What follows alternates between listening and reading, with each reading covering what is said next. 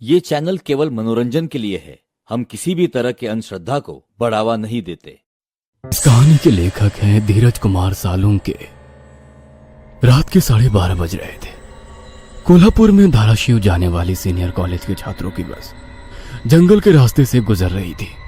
Trip खत्म करके वे वापस धाराशिव आ रहे थे। दिन भर मौज मस्ती करने की वजह से सभी छात्र थक कर सो गए थे। दरवाजे की सीट के पास विकास सर और सुशील सर खर्राटे ले रहे थे।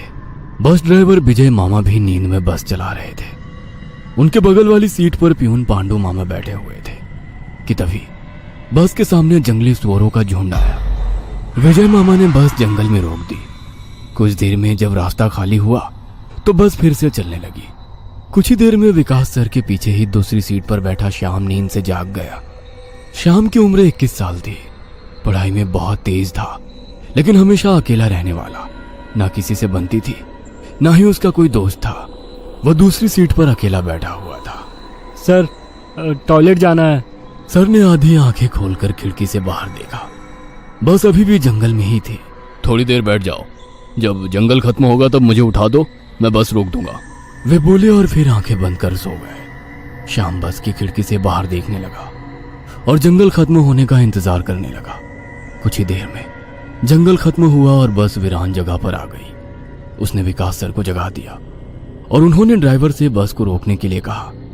जैसे ही बस रुकी, विकास सर बोले, किसी को टॉयलेट होना है तो अभी उतर जाओ, वरना बस सीधे धाराशिव जाकर ही रुकेगी।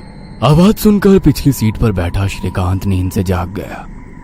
विकास सर टॉर्च लेकर पहले बस से बाहर उतर गए।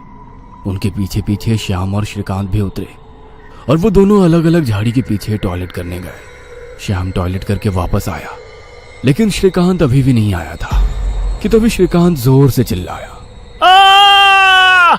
उसकी आवाज सुनकर विकास सर और श्याम उसकी ओर भागे, लेकिन तभी श्रीकांत झाड़ी से बाहर आया। क्या हुआ, क्यों चिल्लाए थे? कुछ नहीं सर, चप्पल से होकर कांटा पैर में चुभा। उसकी आवाज सुनकर ड्राइवर और प्यून भी नीचे उतरे थे। वो सब बस में वापस चढ़ने ही वाले थे कि तभी एक बाइक बस के सामने आकर रुक गई। अरे भाई साहब, यहाँ के नहीं हो क्या आप? क्या आपको पता नहीं कि इस रास्ते पर लोगों को हमेशा चकवा लगता है? बाइक चलाने वाला बोला। चकवा नाम सुनकर विकास सर बोले, हाँ पता है, हम बस निकल ही रहे हैं। और वो सब बस में बैठ गए। सर, वो आदमी किस चकवे के बारे में बात कर रहा था? प्यून ने अगली सीट से ही मुड़कर विकास सर से पूछा। हिंदी में चकवा मतलब छलावा, छलावा मतलब भूत। कहते हैं जो लोग रात में सफर करते हुए मरते हैं, उनकी आत्मा छलावा बन जाती है।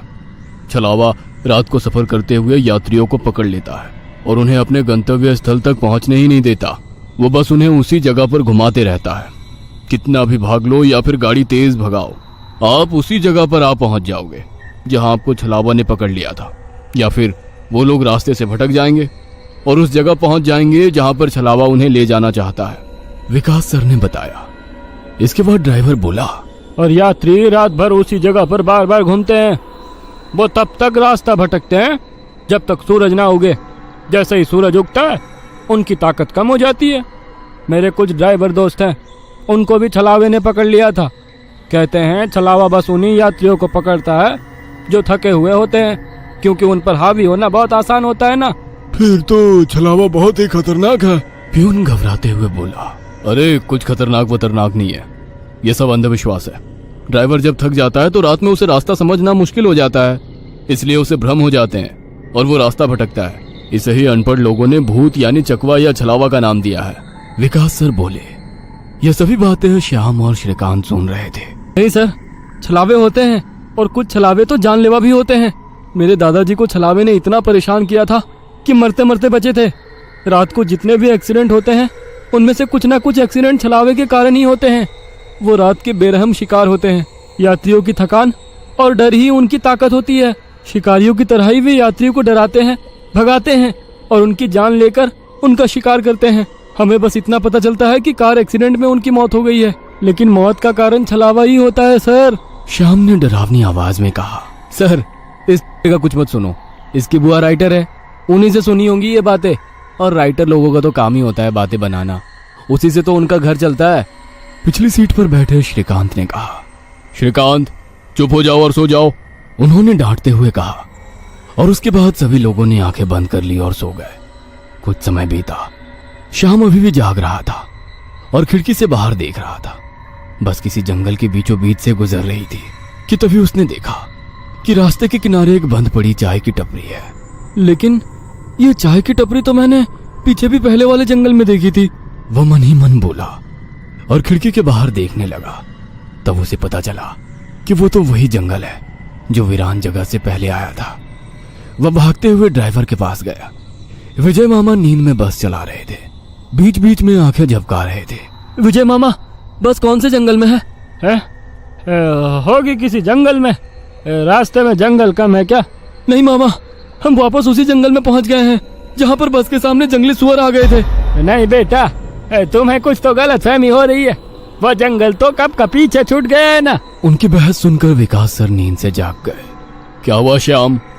सर, हमें छलावा लग चुका है। उसने हमें पकड़ लिया है क्योंकि बस वापस उसी जंगल में आई है जहां से पहले गुजरी थी। लेकिन विकास सर भी ड्राइवर की तरह उस पर विश्वास नहीं कर रहे थे। सर, अगर आपको मेरी बात पर यकीन नहीं हो रहा है तो बाहर देखो। अभी कुछ देर रास्ते के किनारे एक ट्रक दिखाई देगा जो एक्सीडेंट में पलटी हो चुका है। और कुछ ही देर में रास्ते के किनारे सभी को पलटी हुई ट्रक दिखाई दी। ये देखकर सभी हैरान हो गए थे।